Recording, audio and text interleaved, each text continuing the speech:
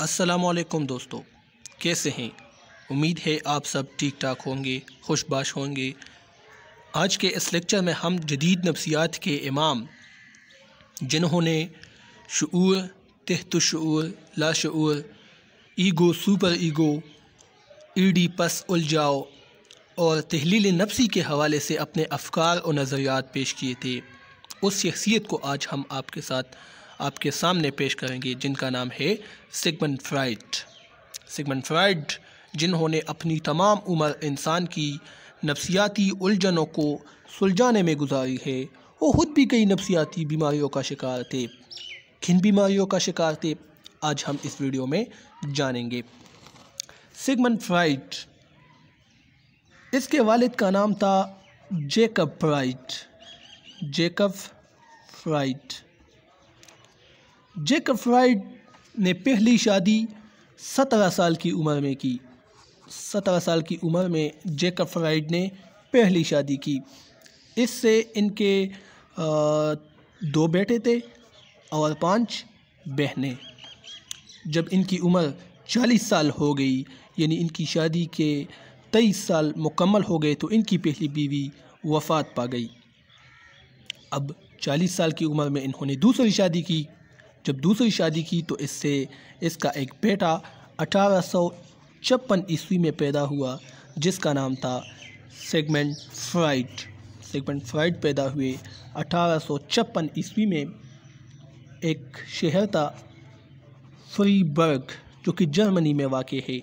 تو فری برگ میں 1856 عیسوی میں سگمنڈ فرائڈ پیدا ہوئے۔ اچھا، ان کے والد یعنی جیکب فرائڈ اون کا کاروبار کرتے تھے۔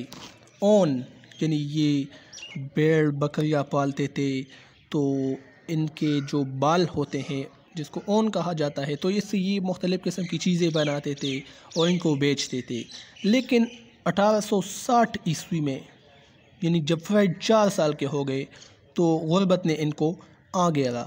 تو اسی وجہ سے اس جیکب فرائڈ نے اپنی فیملی کے ہمراہ، اپنے بچوں کے ہمراہ فری برگ کو چھوڑا اور آگے ویانا میں، جہاں پر فرائڈ نے اپنی پوری زندگی یہاں اس ویانا میں گزاری۔ ویانا یہ جرمنی ہی کا ایک شہر ہے، جس کے چاروں اطراف برفیلے پہاڑ اور جنگلیں ہیں۔ بالکل یہ ایک جنت کا نظارہ پیش کر رہا تھا یہ ویانا۔ لیکن فرائڈ کو یہاں کی آب و ہوا میسر نہ آئی۔ یہاں کے جو لوگ تھے، یہاں کی جو تہذیب تھی، وہ فرائڈ کو سخت ناپسند تھی۔ یہاں کے لوگوں سے فرائڈ نفرت کرتے تھے، اور یہ جو لوگ تھے ویانا کے، وہ بھی فرائڈ سے باخبر نہیں تھے۔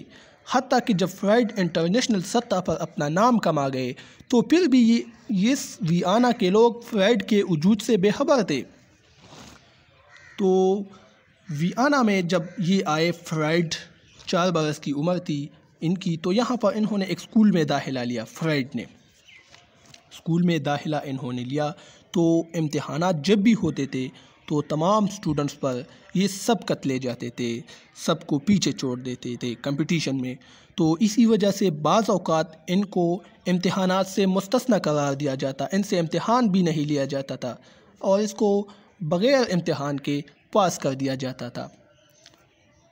دوستو، یہ سگمنڈ فرائڈ نسلاً یہودی تھے، اور اس وقت جرمنی میں لوگ یہودیوں سے بہت زیادہ نفرت کرتے تھے۔ یہی وجہ ہے کہ سگمنڈ فرائڈ سے بھی اسکول میں نسلی امتیاز برتا جاتا تھا، لیکن سگمنڈ فرائڈ ان تمام چیزوں کو برداشت کرتے تھے۔ 1873 عیسوی میں انہوں نے ابتدائی تعلیم یہاں پر مکمل کی، ویانا میں۔ پھر اس کا جو سوچ تھا، یہ ایک قانون دان بننے کا تھا، قانون دان جس کو ہم وکیل کہتے ہیں۔ لیکن پھر جلد ہی ان کی سوچ کا دائرہ تبدیل ہو گیا، اور انہوں نے ایک ڈاکٹر بننے کے بارے میں ان کو سوجی۔ لہٰذا پھر اس مقصد کے لیے وہ ایک یونیورسٹی میں سگمنڈ فرائڈ نے داخلہ لے لیا 1873 میں، اور 8 سال میں وہ ڈاکٹر آف میڈیسن کی ڈگری لے کر اس یونیورسٹی سے فارغ ہو گئے، ڈاکٹر آف میڈیسن۔ اور جب انہوں نے یہ ڈگری لی 1883 میں، 1881 میں، ٹھیک ہے، 1881 میں یعنی 8 سال کی عمر میں انہوں نے یہ ڈگری حاصل کی۔ تو یہاں پر اپنے ہی علاقے میں ویانا میں انہوں نے ایک جنرل میں ہسپتال میں ملازمت اختیار کی۔ دوستو، شفاخانے میں مریضوں کا معائنہ کرنے کے بعد جب ان کو فراغت ملتی تو یہ عصبی نظام پر کام کرتے تھے، انسان کے جو برین سسٹم ہے، دماغ کا سسٹم، اس پر سگمنڈ فرائڈ کام کرتے تھے اور اس مختلف انسان کی نفسیاتی بیماریوں کو سامنے لاتے، ان پر مضامین لکھتے اور ان کو شائع کرتے تھے۔ کون؟ Sigmund Freud. تو پھر اس عصبی نظام پر مزید کام کرنے کے لیے، انسان کے دماغ پر مزید کام کرنے کے لیے پھر وہ چلے گئے پیرس کی ایک یونیورسٹی میں۔ پیرس کی ایک یونیورسٹی میں یہ چلے گئے اور وہاں پر عصبی نظام پر انہوں نے مزید مطالعہ کیا، مزید اس فیلڈ میں آگے جانے کی کوشش کی، عصبی نظام کو مزید سمجھنے کی کوشش کی اور پھر واپس چلے آئے 1886 میں پیرس سے۔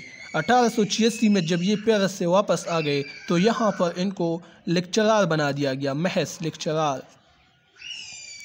تو یہ مختلف دماغی بیماریوں پر لیکچر دیتے تھے، بہت کم لوگ بیٹھتے تھے یہاں پر، کیونکہ ان کے جو لیکچر تھے وہ تحلیل نفسی کے حوالے سے ہوتے تھے، یعنی انسان کی جو نفسیاتی الجھنیں ہیں اس کے حوالے سے ان کے لیکچر ہوتے، تو اسی وجہ سے لوگ ان کو پاگل قرار دیتے تھے۔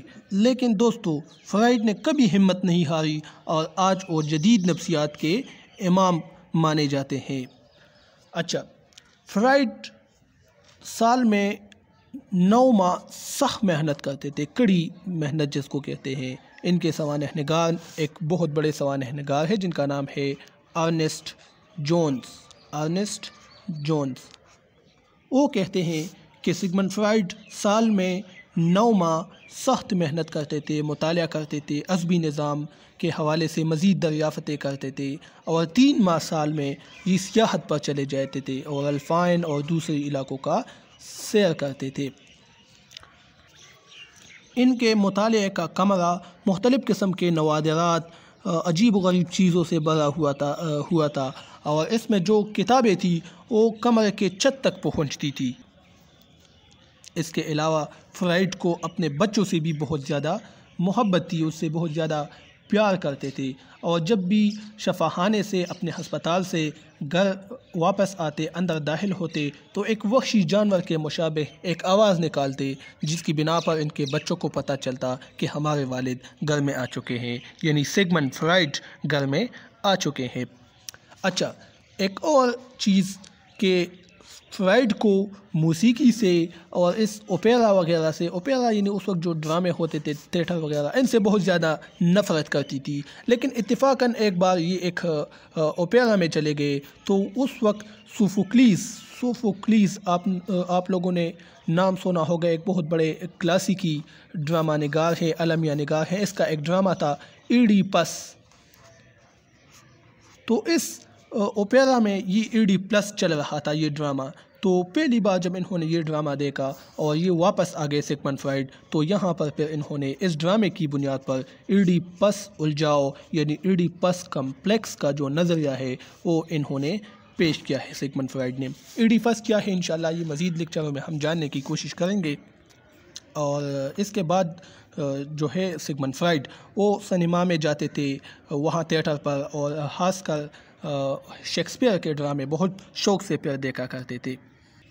دوستو، بچپن میں یہ جو سگمنڈ فرائڈ ہے، ٹھیک ہے، اس کے حوالے سے بہت سی پیشن گوئیاں ہوتی تھی۔ یہ جب 3-4 سال کے تھے تو یہ اپنی والدہ کے ساتھ سبزی کی ایک دکان پر چلے گئے، تو وہاں پر ایک عورت نے اس کے بارے میں پیشن گوئی کی کہ یہ بڑا ہو کر ایک افسر بنے گا۔ اسی طرح ایک بار والد کے ساتھ کسی جگہ پر گئے تھے تو وہاں پر ایک شخص نے ان کے حوالے سے یہ پیشن گوئی کی کہ فرائڈ بڑے ہو کر ایک وزیر بنیں گے، لہٰذا گھر میں بھی ان کی عظمت کا، سگمنڈ فرائڈ کی عظمت کا سب کو احساس تھا، ان کے والدین کو احساس تھا، لہٰذا اس کو پڑھنے کے لیے گھر میں ایک علیحدہ کمرہ دیا گیا تھا۔ وہ سب موم بتی جلاتے تھے لیکن فرائڈ کو ایک دیا دیتے تھے، ٹھیک ہے۔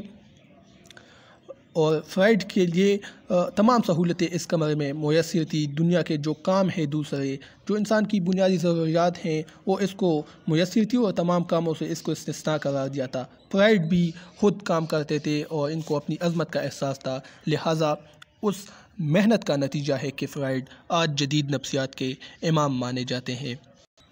دوستو، ایک بار بچپن میں یہ ہوا کہ یہ ایک تصویر اکاڑ رہے تھے، ایک پکچر دیوار پر لٹکا ہوا تھا، یہ اس کو اتارنے کی کوشش کر رہے تھے کہ اچانک نیچے گر گئے اچانک زمین پر، اور اس کا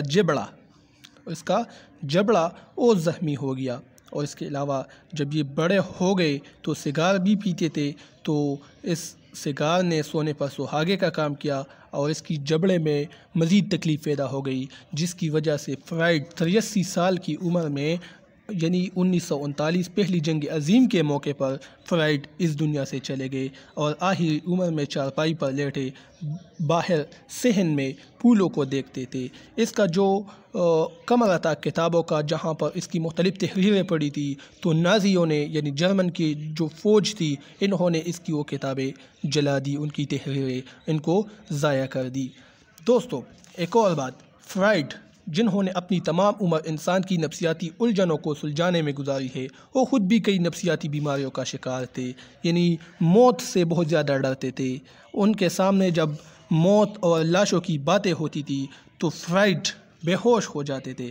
ایک بار یہ اپنے دوست یونگ کے ساتھ، یونگ نفسیات میں اس کا ایک بہت بڑا نام ہے یونگ، یہ ان کے ساتھ کسی کام کے سلسلے میں، کسی ریسرچ کے سلسلے میں امریکہ جا رہے تھے یونگ کے ساتھ، تو رات کے وقت ایک ریستوران میں بیٹھے تھے، تو یونگ نے لاشوں کی بات شروع کی، اس موضوع پر انہوں نے گفتگو شروع کی، تو اچانک سگمنڈ فرائڈ بے ہوش ہو گئے، اور جب ہوش میں آئے تو سگمنڈ فرائڈ پر الزام لگایا کہ آپ میری موت کے متمنی ہے، اسی وجہ سے آپ میرے سامنے لاشوں کی باتیں کرتے ہیں۔ اس کے علاوہ دوستو، فرائڈ جو تھے اس کو ٹیلی فون اور موسیقی سے بھی بہت زیادہ نفرت تھی، ٹیلی فون اور موسیقی سے بھی بہت زیادہ نفرت تھی ان کو۔ اور ایک اور بات کہ کبھی غصہ نہیں کرتے تھے، اور جب بھی غصہ ہو جاتے تو صرف اپنے سگار کو کاٹ لیتے تھے۔ سگار یعنی سگریٹ، اس وقت جو ایک آلہ تھا جس پر لوگ سگریٹ پیتے تھے، تو اس پر وہ بائٹ لگاتے تھے، اس کو کاٹ لیتے تھے۔ اس کے علاوہ دوستو، فرائڈ کو سفر سے بھی بہت زیادہ نفرت تھی۔ سفر، ایک جگہ سے دوسری جگہ چلے جانا، اس سے بھی فرائڈ کو بہت زیادہ نفرت تھی، کیونکہ فرائڈ کا خیال یہ تھا کہ یہ سفر مجھ کو اپنی ماں سے جدا کرتی ہے، میں اپنی ماں سے دور چلا جاؤں گا اس سفر کی بنا پر، تو اسی وجہ سے وہ اس سفر کو بھی پسند نہیں کرتے تھے۔ ٹھیک ہے، تو بات یہ ہے کہ فرائڈ میں متضاد خصوصیات تھی، متضاد خصوصیت کی حامل شخصیت تھی ان کی۔ یہ اپنی کامیابی کے لیے دوسروں پر انحصار کرتا تھا، اور دوسروں کی اچائی، دوسروں کا احسان بھی نہیں مانتے تھے۔ یہ احسان فرائڈ اپنے لیے ایک باعث شرمندگی محسوس کرتے تھے۔ تو متضاد خصوصیات کی حامل شخصیت تھی فرائڈ کی، اور 1939 میں یعنی پہلی جنگ عظیم کے آغاز پر یہ اس دنیا سے چلے گئے۔ تو امید ہے آپ لوگوں کو یہ ویڈیو پسند آ چکی ہوگی۔ انشاءاللہ اپنے نیکسٹ ویڈیو میں ہم ان کے مختلف نظریات کو آپ کے سامنے پیش کرنے کی کوشش کریں گے۔ اللہ حافظ۔